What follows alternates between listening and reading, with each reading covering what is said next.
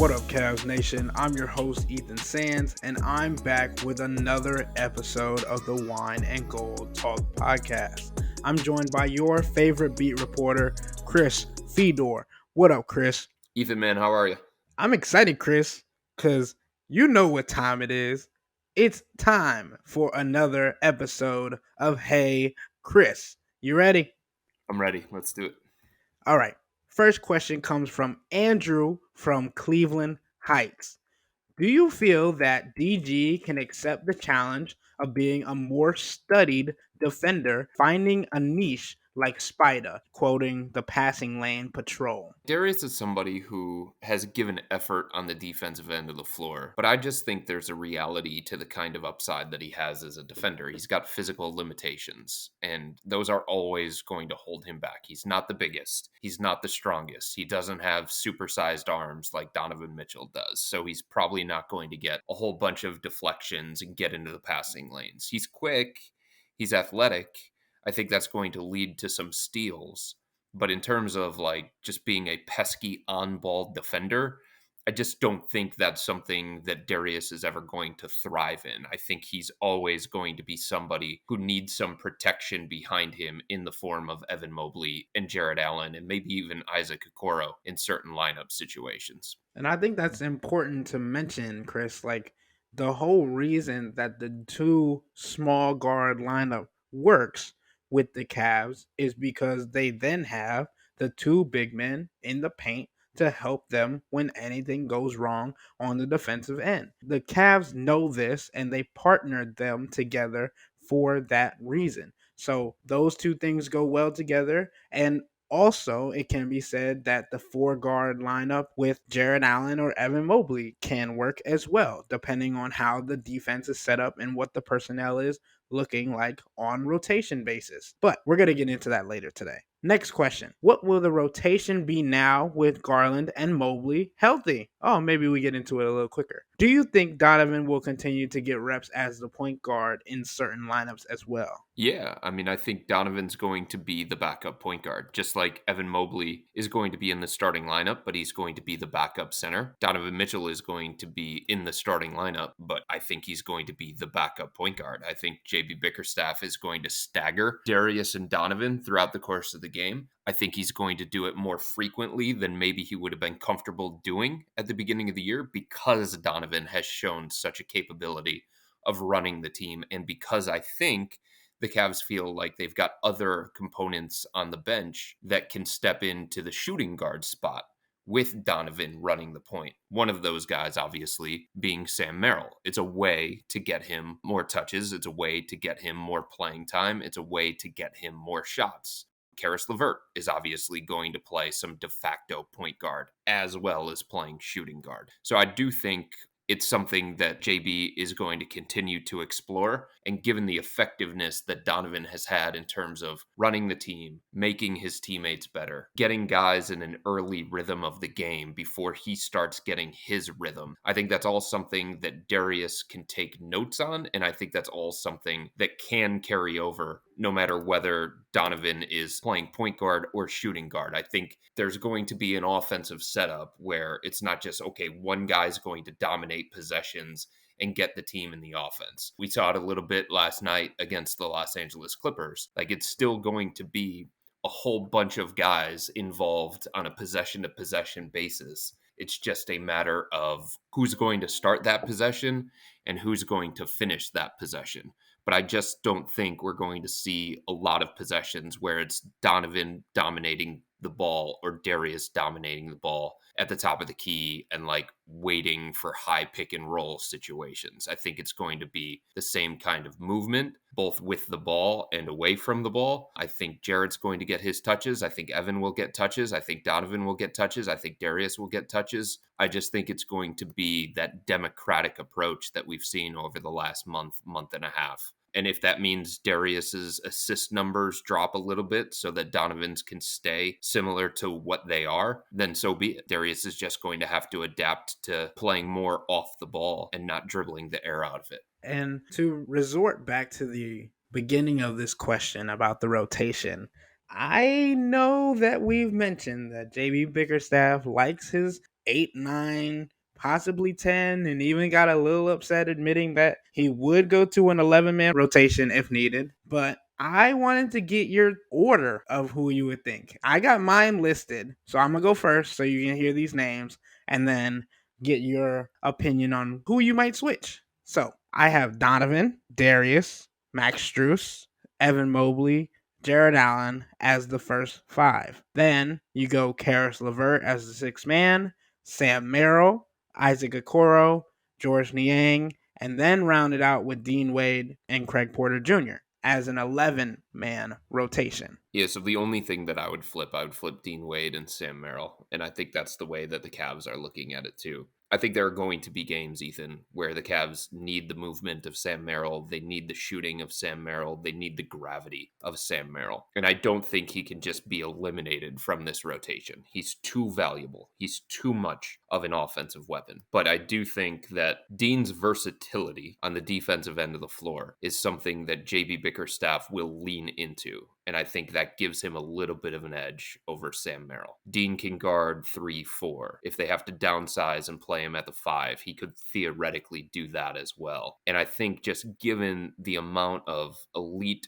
perimeter offensive players in this league and the fact that Isaac Okoro is no longer going to be in the starting lineup, I think the Cavs are going to try and maximize the fact that they have both Isaac and Dean that can handle those types of matchups in a different kind of way. And it doesn't mean that Sam is a terrible defender or he's somebody who's going to get picked on the defensive end of the floor. I just think Dean provides enough floor spacing, enough shooting, and enough positional versatility to go with better defense than Sam, that for a majority of the games, not taking into account matchups, not taking into account game flow, not taking into account circumstance and situation, I think for a majority of the time, Dean is going to get more of an opportunity than Sam Merrill. Right, and you alluded to what I was going to get into, Chris. Like, these lineups and these rotations change based on the matchups, and they have to.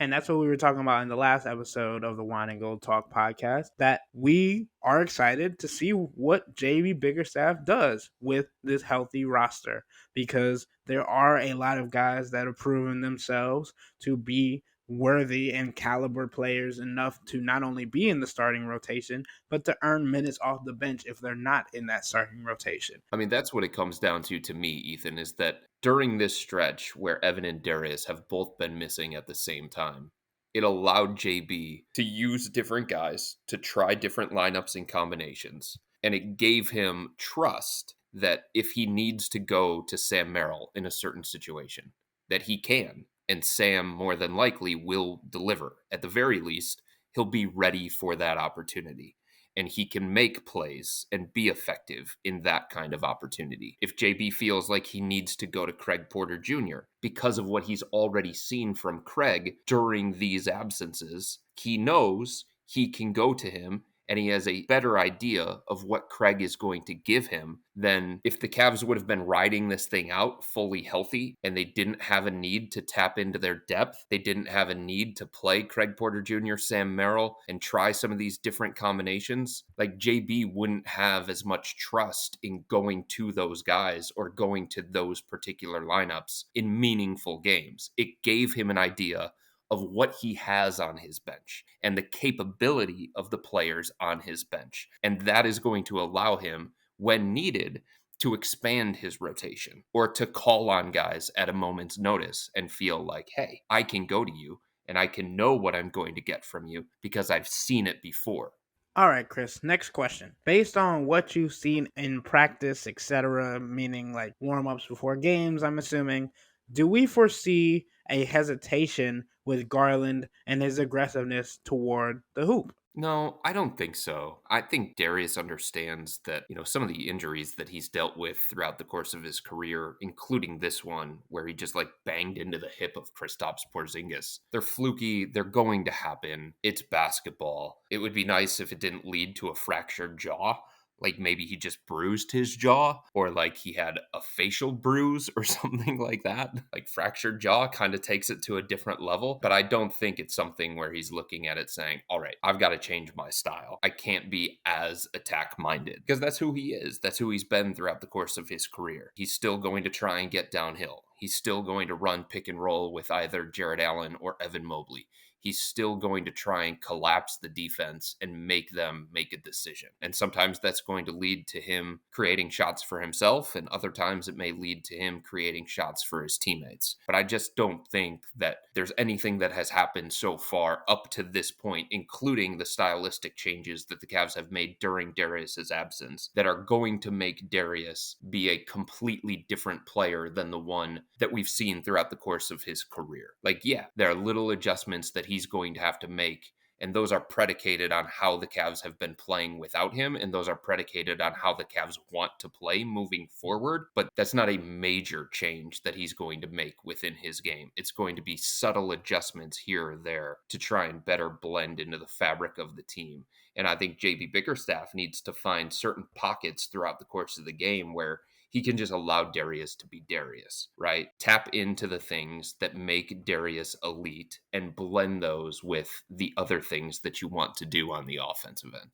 And I think Darius and also Donovan Mitchell, who's been point guard for a while now, are under the realization that the drive to the basket can be almost like a play fake in football. You can basically take off, say that you're going to go to the basket, and it'll create not only the defense to crash in into the interior, but it would allow for other players to be open as well, because everybody around the league understands how dominant Darius Garland and Donovan Mitchell can be if they get into the painted area because of how crafty they are, but they also can't leave their man. So there's a dual threat application in that kind of sense. Like if they're going to the basket, then it'll either draw in defenders and they can open up for other players, which is also how Donovan Mitchell has become a higher facilitator than he was when Darius was on the court with them earlier in the season. Ethan, that's something that JB Bickerstaff has talked about this entire season. Like, yes, even during this stretch, the Cavs are hoisting more threes. Only Boston is shooting more threes than the Cavs over the last month plus. So that's a lot,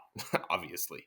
But it's not a situation where guys are just dribbling the ball across half court and they're just jacking threes early in the shot clock. A lot of it starts with who touches the paint first. Let's see if we can attack the defense, force them into a predicament where they've got to pick their poison. And if they collapse the way that they probably need to against a guy like Donovan Mitchell or a guy like Darius Garland or even Karis LeVert, that leads to spray outs. Or if the Cavs run second side actions or something along those lines, those can start with Jared Allen at the high post, or Jared Allen in the post, or Jared Allen from the pocket. So, like, a lot of their offense, even during this stretch, is predicated first on them attacking defenders, getting into the paint, and looking for the next option from there. So this is still a team that wants to attack the paint over and over and over again and try and win the paint. And if a defense is not going to collapse, then that could potentially lead to layups or floaters or dunks or things along those lines. All right, Chris.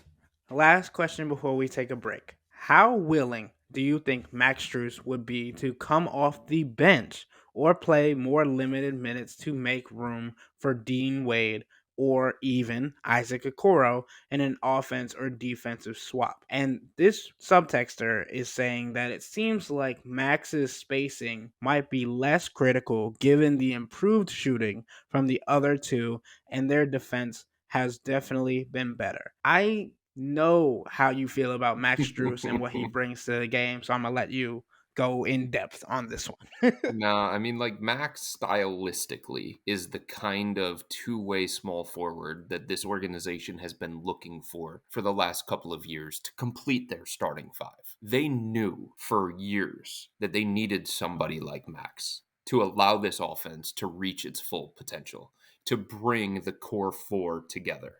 I don't know what you want to call it, core five, whatever.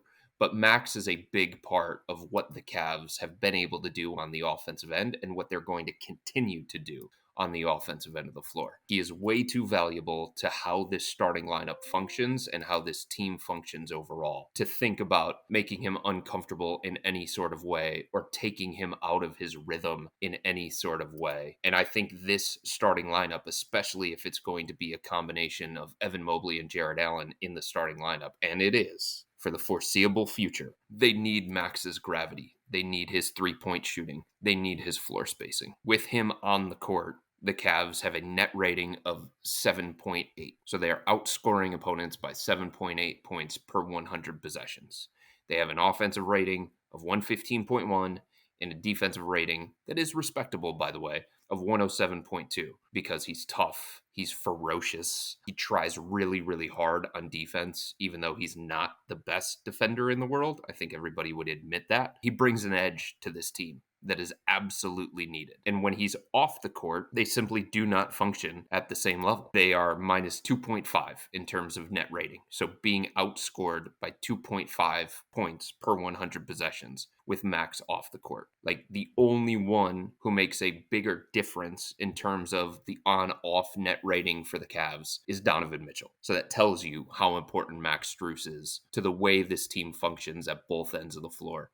And I just don't think the Cavs can afford to do anything to mess with Max Strus in any sort of way. And there's no reason for them to change his role because he has excelled in the role that he earned from this team. And also, Max Strus is currently fifth in the league in defensive win shares.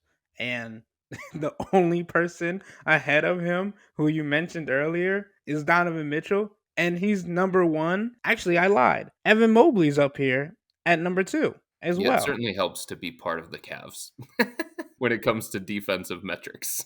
Yeah, so one and two is Donovan Mitchell and Evan Mobley. And then number five is Max Strus. They just need everything that he brings to the table. Like I said, they need his edge, they need his competitiveness, they need his experience, they need his gravity, they need his floor spacing, they need his shooting, they need his off ball movement and cutting. And there just isn't anybody that they could go to in the starting lineup that could replicate that at the same level.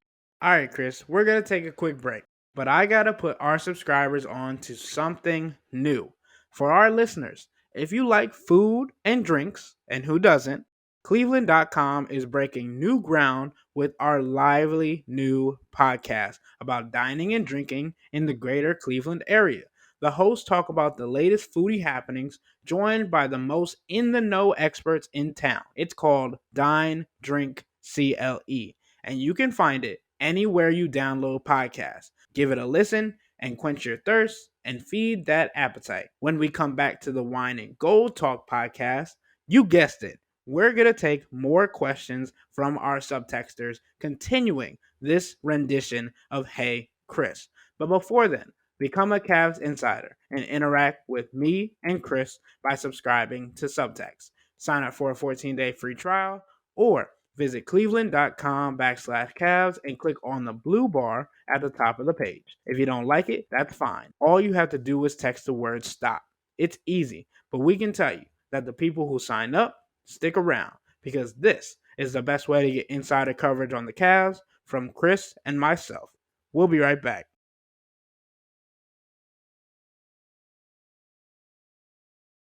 All right, Chris. First question coming back from the subtexters is from Brian from San Diego, who asks, what are your thoughts about the Cavs acquiring Andre Drummond from the Bulls for the Cavs stretch run and playoffs, as well as for the next couple of years? Yeah, they've done that one already. He was here and he had to get taken out of the lineup and sat on the bench because he just wasn't playing within the fabric of the team. He was trying to do Andre related things. And it was a tricky situation for Andre, especially given what he was brought here to do. And then the Cavs brought in Jared Allen. They were able to trade for him. And then they were in a different situation. I just don't think his playing style lends itself to the kind of winning basketball that the Cavs are looking for. So even though he's a big body, even though it's somebody who could theoretically match up with Joel Embiid in the playoffs, I just don't think that's the type of player that the Cavs want to bring to this organization. He's a little bit too much of a me guy when it comes to playing style. And I don't think that they have a big time need for a backup center either. They only have so many resources going into this trade deadline, and they have to determine, okay, what's the best use of our resources? And how much does it really matter for us to find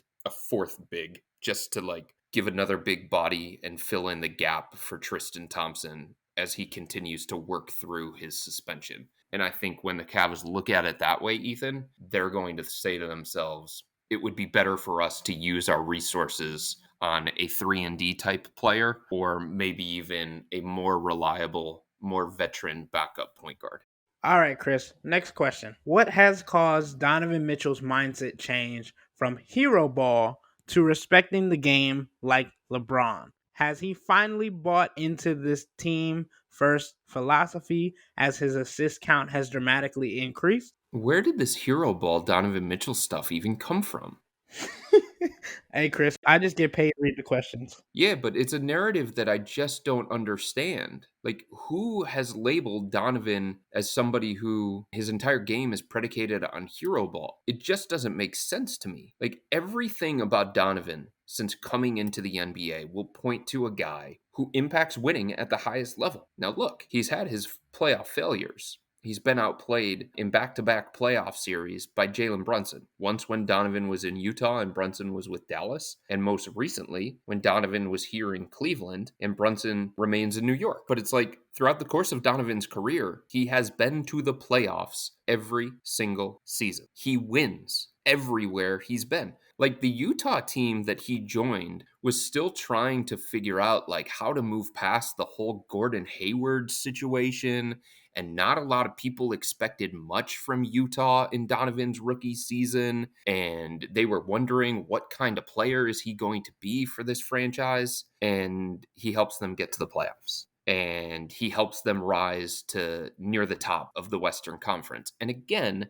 basketball is a team sport. This isn't tennis. This isn't golf. So it wasn't solely Donovan Mitchell in Utah. There were other guys that were there too that were very, very important. Just like here in Cleveland, there are other guys here that are very, very important. And it wasn't solely because of Donovan that the Cavs were able to go from play-in team that won 44 games and got bounced by Atlanta and Brooklyn in the play-in tournament to 51 wins, home court advantage, and a playoff appearance for the first time in 5 years. Like other guys were part of that as well. But it shows you that his play style, it lends itself to winning basketball. Like, does he score? Sure. Is he going to take a high volume of shots? Yes, of course, because he's a great player and you want him taking that many shots because he's going to make them at a pretty good rate. Throughout the course of his career, he's 45% from the field, 36% from three-point range. He's been better than that since coming to the Cavs, despite being a high volume scoring type guy.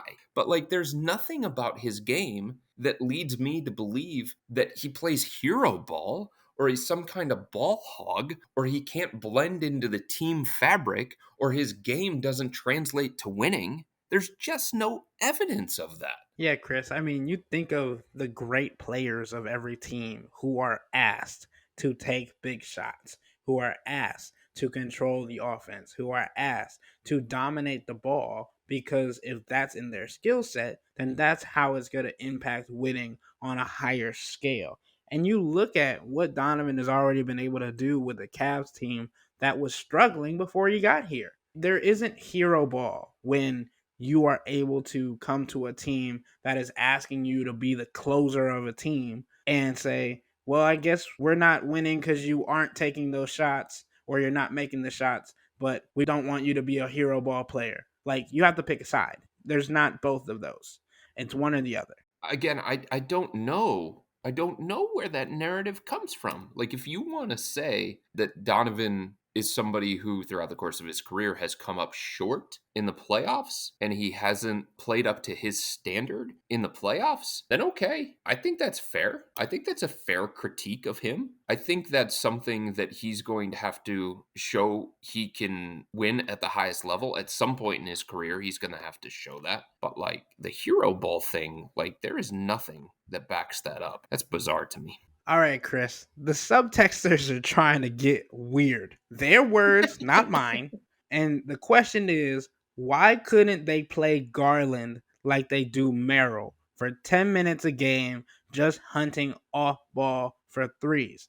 If they both did that at the same time, who do they guard? I want to start with this one, Chris, because first and foremost, in my head, Sam Merrill's a better straight up 3-point shooter than Darius Garland. One. Two, you talking about if they both did that at the same time. Have you not seen Sam Merrill on the court with Max Strus? Have you not seen Sam Merrill on the court with George Niang? Like, Sam Merrill has a higher prowess of coming off ball screens and shooting the ball at a higher percentage. Like, that is his game. Every player has a unique skill set and something that they are comfortable doing. Sam is great at coming off ball screens and hitting threes. And that's something that he works religiously on. You see him doing that at practice. You see him doing that before games. So, sure, Darius is good at shooting threes. Fine. That's a fine thing to say.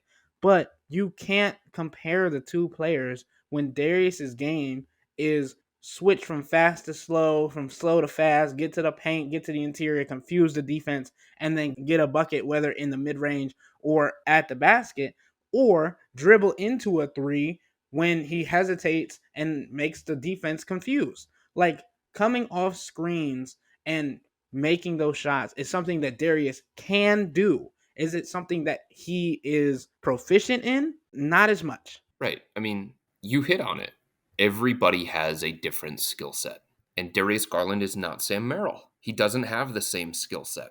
He doesn't have the same background. He isn't the same type of player. It would be like asking the question of, like, hey, during the Cavs tenure, why couldn't Kyrie play more like Kyle Korver? Because that's not his game. Because that's not what makes him an elite player. Kyle Korver became an elite player because he understood the nuances of navigating ball screens and moving without the basketball and sharp cuts, elite footwork coming off of pin downs, catch and shoots, things like that. Like everybody has their own thing where they're going to excel. And for Darius Garland, he is an elite pick and roll player. That's who he's been his entire life. That's who he was in college for the brief time that he was in Vanderbilt, and that's who he's been in Cleveland. So telling Darius to completely change that style, the thing that makes him elite, taking that away from him and asking him to become somebody or mirror somebody that he's not, it's just not going to happen. He's not Steph Curry, right? He's not Sam Merrill. There's a reason why Sam Merrill and Max Strus often work out together. And there's a reason why both of those guys are top three in the NBA, 2 and 3, by the way, in terms of off ball cuts per game, because that's what makes them so effective.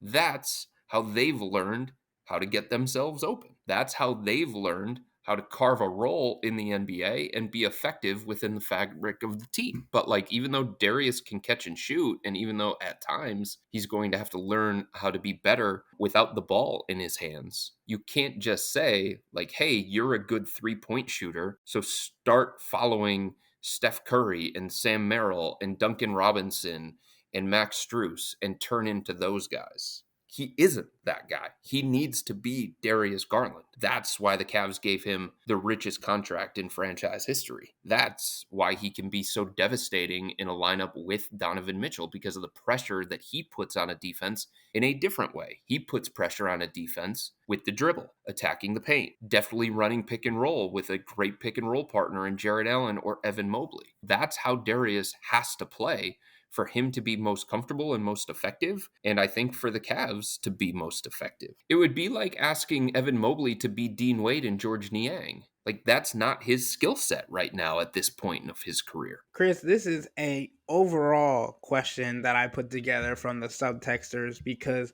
it was mentioned a good amount of times, and it's concerning Isaac Okoro's playing time and how he'll still be utilized with the roster at nearly full strength, and if it would be worth trying Darius off the bench. This is not going to happen. There is not enough evidence that the Cavs have that they would be better by taking Darius out of the starting lineup or limiting his time on the court with Donovan Mitchell. Like, if the Cavs are going to reach their full potential, they need Donovan Mitchell and Darius Garland to be great at the same time. That was the vision that they had in their mind when they went out and traded for Donovan Mitchell, was these guys together becoming the most dynamic backcourt tandem in the entire NBA. If it doesn't happen, it doesn't happen. But the Cavs have to figure out if it can happen more consistently. And they're committed to that. And they should be committed to that because that's their best path to being an elite offensive team. That doesn't mean that every single minute that the Cavs play a basketball game, all 48, that Darius and Donovan have to be on the court together. It doesn't mean that, but they need to maximize the moments with Darius Garland and Donovan Mitchell together. And the numbers point to them working well together. That's the other thing. Like, you make a change because you feel like something doesn't work or something could potentially work better. I just don't think there's a pairing out there that is going to be consistently better for the Cavs than Donovan Mitchell and Darius Garland together in that starting lineup, flanked by the other three members of the team. And like, the other thing that you have to worry about too is if you do want to go with Isaac Okoro in the starting lineup, you basically have three non-shooters in your starting five. And stylistically, it would be very difficult to create the kind of movement,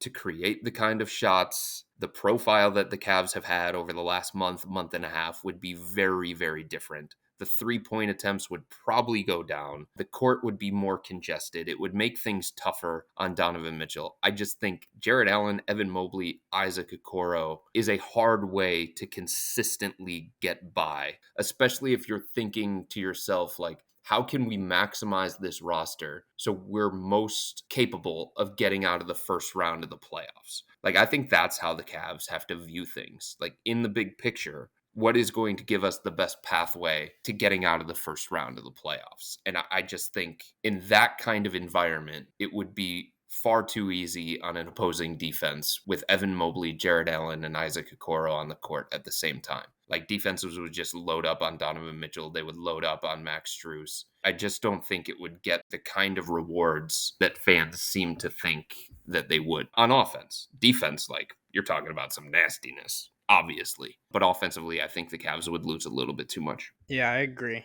And we mentioned how much depth the Cavs would have. And I don't know if there are second units that are able to say that if they were to lose two of their best players and swapped in two defensive minded players, that they would have gone on the same run that the Cavs did. So yeah, that just proves what kind of bench the Cavs have. And that's what they went for this offseason and what they needed to try and get past the first round of the playoffs.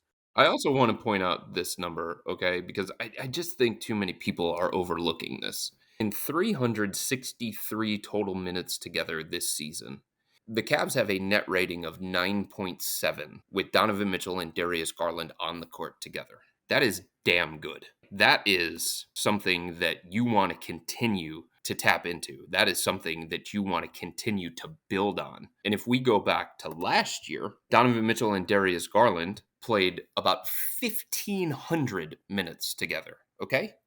1,500. They had a net rating of 8.0. So there just isn't any evidence, statistically anyway, that backs up these two guys not being able to work together and the Cavs not being good with both of those guys on the floor together. All right, Chris, with all that being said, that'll wrap up today's episode of the Wine and Gold Talk podcast. But remember to become a Cavs insider and interact with Chris and me by subscribing to Subtext. Sign up for a 14-day free trial or visit cleveland.com/Cavs and click on the blue bar at the top of the page. If you don't like it, that's fine. All you have to do is text the word stop. It's easy, but we can tell you that the people who sign up stick around because this is the best way to get insider coverage on the Cavs from me and Chris. This isn't just our podcast, it's your podcast. and the only way to have your voice heard is through subtext. Y'all be safe. We out.